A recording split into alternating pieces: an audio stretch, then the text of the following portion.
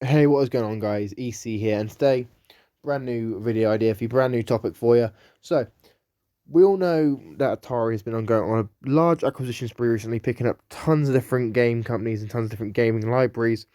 And one company they actually made an investment in was actually a British cloud gaming service, Antstream Arcade. Now, Antstream Arcade is obviously what I'm showing you here. Antstream's obviously a retro gaming service where obviously you can just come on, you can obviously have tons of different retro games to play. Obviously, it has got membership, so you have to pay in order to actually access these games.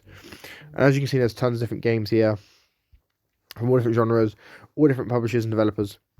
So here's why. So let me explain why I think Atari needs to get involved in this. So first of all, Atari has stated before they don't really want to invest in hardware. No, obviously, the hardware is still going to remain a big part of their business, but if it's retro focused.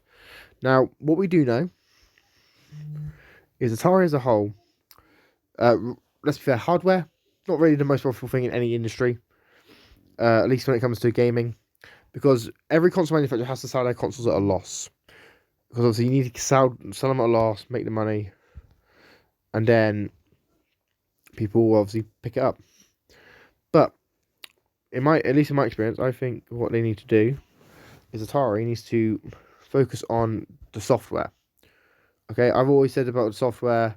I know I've made videos talking about like, oh yeah, I like Atari stuff, or I want this Atari game on VCS, but I do understand Atari as a whole needs to focus on obviously software in order to become profitable, and then obviously they can grow from there. Now, currently here, if we go through, we'll obviously go down the list. Obviously, look, you've got the publisher Atari section, which obviously quite a few games, but not really the most games Atari could have had on it.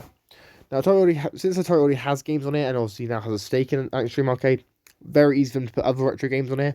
Games like, say, Berserk, games like, say, Astro Blast, games like Bubsy. There's tons of different retro games that Atari owns that they could easily just put on here now. And I think that's another key factor people need to work out and add into that.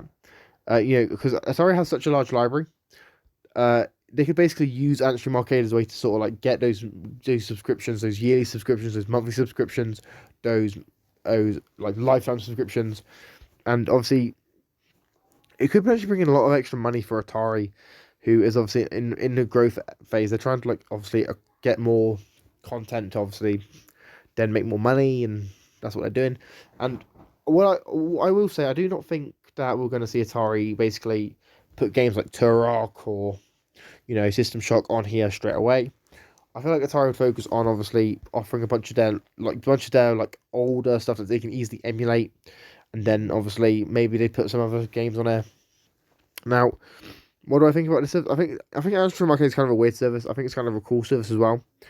There's quite a lot of games. Obviously, it says there's 1,481 currently, which is pretty impressive.